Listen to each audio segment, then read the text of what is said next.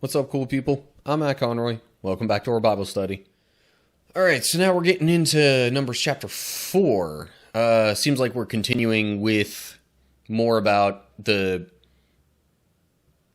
clans, sort of subdivisions of the Levites, and I guess what exactly they were going to do, or what exactly they were supposed to do related to the tabernacle and all that. So, not really too much explanation needed other than that. So here we go. Numbers chapter 4. Then the Lord said to Moses and Aaron, "Record the names of the members of the clans and families of the Kohathite division of the tribe of Levi. List all the men between the ages of 30 and 50 who are eligible to serve in the tabernacle." Okay, so it was only that age group that was actually going to serve in the tabernacle. Others may have helped with the carrying of things as they, traveled through the wilderness to the promised land, though. And I suppose may have also helped with setup and tear down and whatnot. But saying, serve in the tabernacle kind of implies that these men would have more directly assisted the priests with their responsibilities. Hebrews says tent of meeting for tabernacle. It's just a more direct translation. Verse 4. The duties of the Kohathites at the tabernacle will relate to the most sacred objects.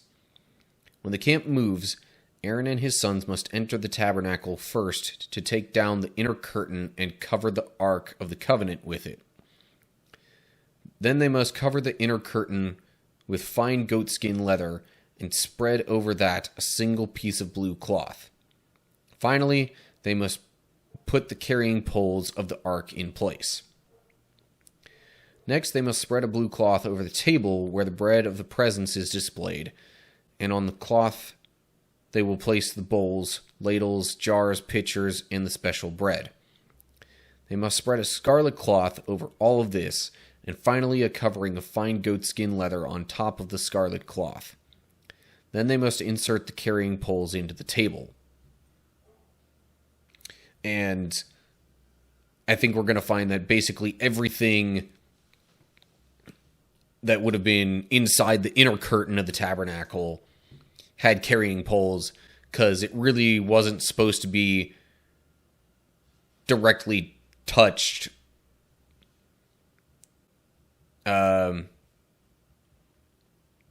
pretty much by anybody, especially not by anybody other than the priests. But I guess the Kohathites sort of had approval to at least, move these objects and, place coverings over them for the sake of transportation through the wilderness. But it says Aaron and his sons must enter the tabernacle first to cover the ark, and it's a little bit unclear whether the "they" here refers to Aaron and his sons or to all the Kohathites, but I mean, the implication just based on grammar rules is that it means Aaron and his sons, because that was the most recent set of people referred to. Ark of the Covenant says Ark of the Testimony. Again, perhaps a more direct translation of the Hebrew. But just different words for the same thing. So basically, Aaron and his sons would cover all these things in order to help them not get touched by anybody else and, invoke God's wrath, essentially, because nobody else was really supposed to touch these things. But the poles, like, they could touch the poles that were touching the objects, because the poles are not the objects, they're just used to carry the objects. There's a story a bit later in the Bible that we'll find out somebody ends up directly touching, I think, the Ark of the Covenant itself, just trying to keep it upright as they're moving, and that person pretty much gets struck dead on the spot. So, yeah, it's no touchy, which is why Aaron and the sons had to prepare all this stuff first for it to get moved. Moving on to verse 9. Next, they must cover the lampstand with a blue cloth, along with its lamps, lamp snuffers, trays, and special jars of olive oil. Then they must cover the lampstand and its accessories with fine goatskin leather and place the bundle on a carrying frame. Next, they must spread a blue cloth over the gold incense altar and cover this cloth with fine goatskin leather. Then they must attach the carrying poles to the altar. They must take all the remaining furnishings of the sanctuary and wrap them in a blue cloth, cover them with fine goatskin leather, and place them on the carrying frame. So, long story short, all the different instruments and furniture and objects that were within the inner tent of the tabernacle were all supposed to get wrapped up like this in order to help protect those objects while they're being transported. And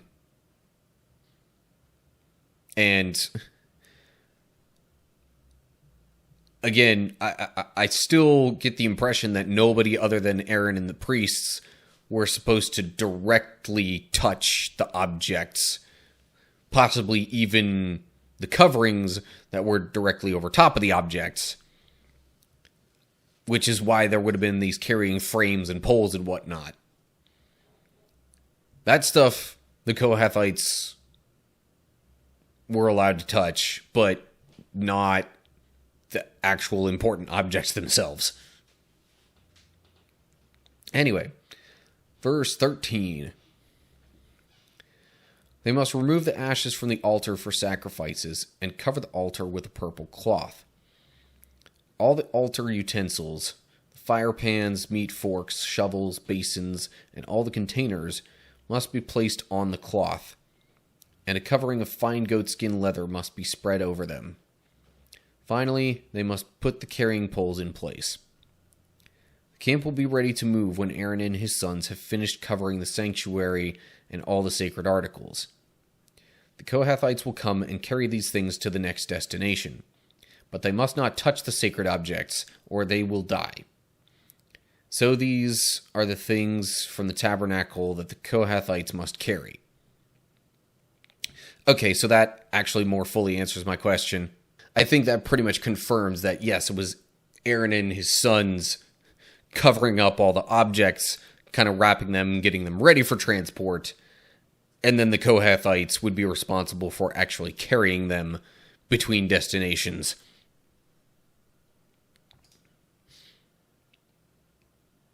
And it even directly says in here that they, meaning the Kohathites, must not touch the sacred objects, or they will die.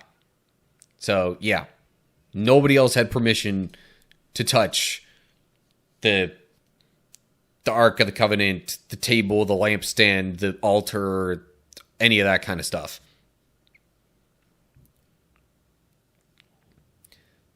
So, then we get to verse 16.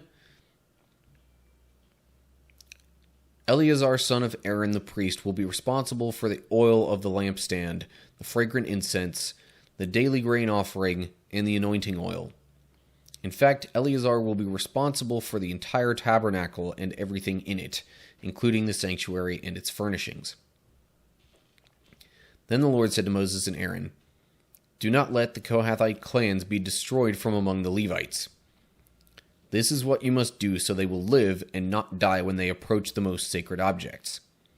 Aaron and his sons must always go in with them and assign a specific duty or load to each person. The Kohathites must never enter the sanctuary to look at the sacred objects for even a moment, or they will die. So, does that imply that... I mean, I wouldn't think that, the Kohathites were barred from looking at, the covered up versions of these objects.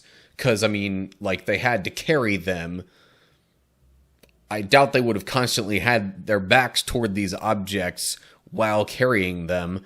That would have been super awkward, because even with the poles and whatnot, you'd have at least one person going forward and then another person going backward while trying to travel with these things. I'm not saying it's impossible, but it's difficult and definitely awkward.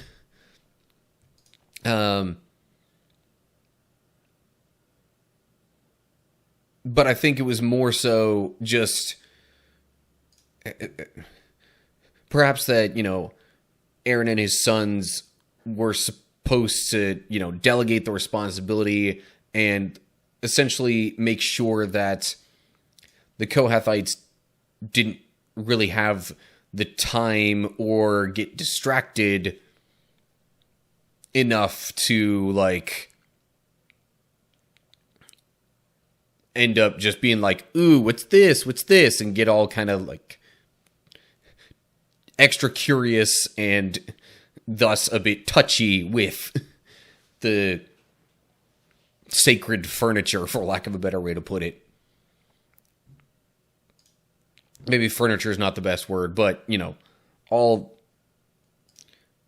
the tools and furnishings and things like that would have been in the inner curtain. Anyway, I digress. So, that seems to be it for the Kohathites. Next, we get to the Gershonite clan. In verse 21. And the Lord said to Moses, record the names of the members of the clans and families of the Gershonite division of the tribe of Levi. List all the men between the ages of 30 and 50 who are eligible to serve in the tabernacle. These Gershonite clans will be responsible for general service and carrying loads. They must carry the curtains of the tabernacle itself with its coverings, the outer covering of fine goatskin leather, and the curtain for the tabernacle entrance. They are also to carry the curtains for the courtyard walls that surround the tabernacle and altar, the curtain across the courtyard entrance, the ropes, and all the equipment related to their use. The Gershonites are responsible for all these items. Aaron and his sons will direct the Gershonites regarding all their duties, whether it involves moving the equipment or doing other work. They must assign the Gershonites responsibility for the loads they are to carry. So these are the duties assigned to the Gershonite clans at the tabernacle. They will be directly responsible to Ithamar, son of Aaron the priest. So, Eleazar was more so responsible for the inner tent and all of its furnishings. Ithamar seems to have direct charge over the other outer coverings and the things related to, that stuff. It didn't give quite the same warning about the Gershonite clans possibly being destroyed or, about them touching these objects, because these were, again, mostly just like the outer coverings and whatnot. So, as opposed to the Kohathite clans who would be handling, the Ark of the Covenant and the most, kind of sacred objects. These were just coverings, so it's yeah, they're just coverings. Y'all can touch them. It's fine. Nothing super duper special about them, although, they are part of the broader tabernacle, so they're somewhat special, but not like touch them and you die special. I'm also noticing there are no,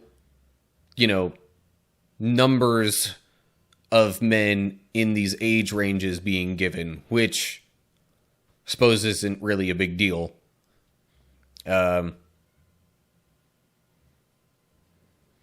We know the grand total that would have been a month and older out of all the Levites was 2,200. So,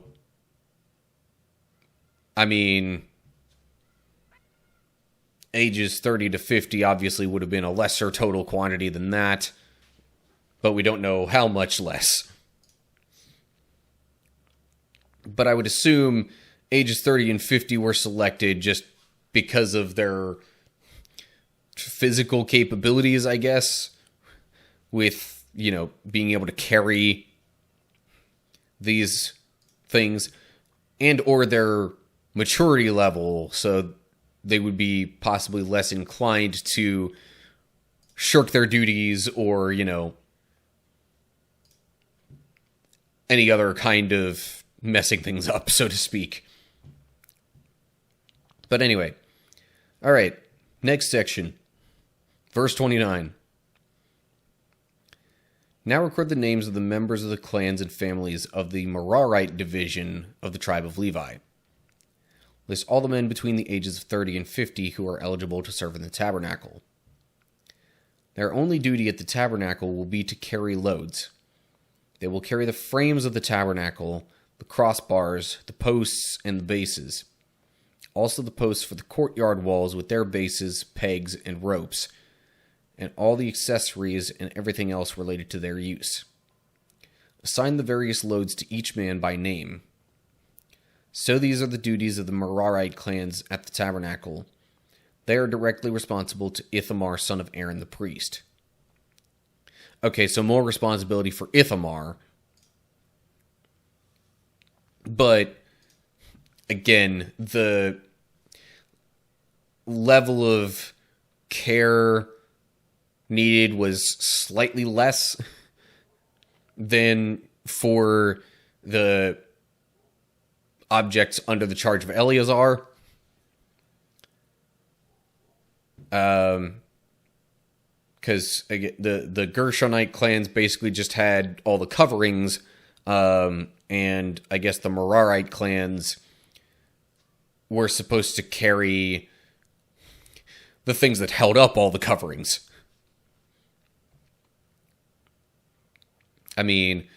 Do posts, bases, pegs, ropes, crossbars, frames, yeah.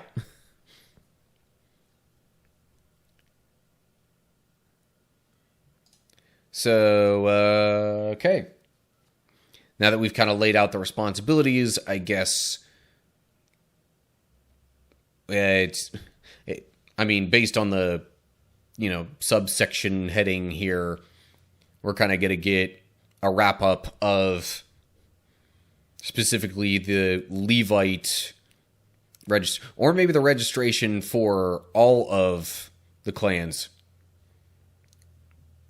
Anyway, moving on. Verse 34. So Moses, Aaron, and the other leaders of the community listed the members of the Kohathite division by their clans and families. The list included all the men between 30 and 50 years of age who were eligible for service in the tabernacle. And the total number came to 2,750. So this was the total of all those from the Kohathite clans who were eligible to serve in the tabernacle. Moses and Aaron listed them just as the Lord had commanded through Moses. Okay, clearly I misspoke with my numbers earlier. Maybe it was 22,000 for the entirety of the tribes. Yeah, it was 22,000 males 1 month old and up for the Levite tribes. Okay, that makes a little more sense. But now we're also getting the numbers that I was like, they're not mentioning these numbers in the earlier sections.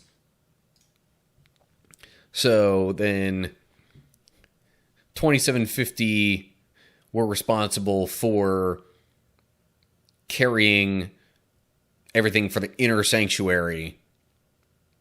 All the Ark of the Covenant, the table, the lampstand, the incense altar, those kinds of things that were like, do not touch or you die.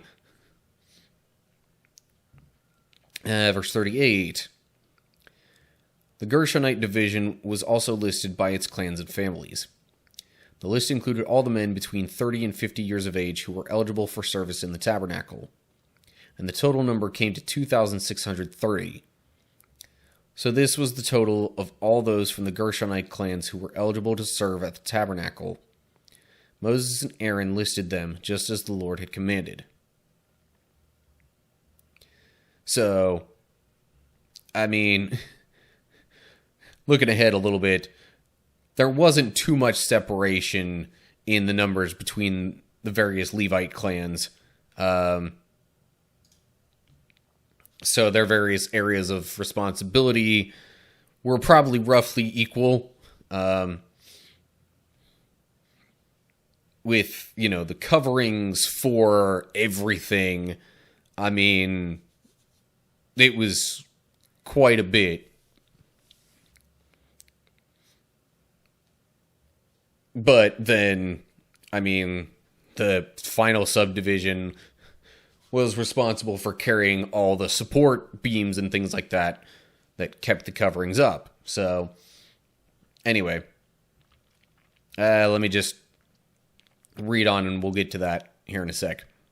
Verse 42. The Merarite division was also listed by its clans and families. The list included all the men between 30 and 50 years of age who were eligible for service in the tabernacle, and the total number came to 3,200. So this was the total of all those from the Merarite clans who were eligible for service. Moses and Aaron listed them, just as the Lord had commanded through Moses.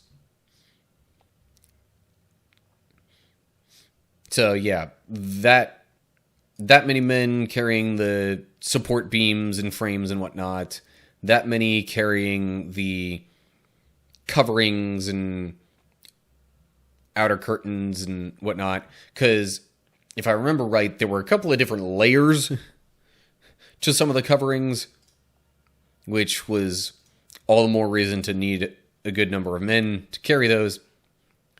And then again, because, probably in part at least, because of how much care needed to be taken with carrying the sacred objects in the inner tent, inner sanctuary, whatever you want to call it. That was part of why, just those objects required about as many men as the other responsibilities. Anyway, verse 46. So Moses, Aaron, and the leaders of Israel listed all the Levites by their clans and families. All the men between 30 and 50 years of age who were eligible for service in the tabernacle and for its transportation numbered 8,580. When their names were recorded, as the Lord had commanded through Moses, each man was assigned his task and told what to carry. And so the registration was completed, just as the Lord had commanded Moses. So I guess now this was the entirety of the registration of all the Israelites completed, because the Levites weren't included in the first couple of chapters in terms of how many there were and what they were supposed to do. But now we've spent these two chapters, 3 and 4, covering the Levites specifically. Because, again, everything else, all the other clans, as they can't, were supposed to surround the tabernacle even further out than the Levites. And they were supposed to also kind of go, as they traveled, there were 6 other Israelite tribes that were supposed to go in front of the Levites and 6 tribes to go behind the Levites. So the whole time the tabernacle was at the center of it all. Because again, that's where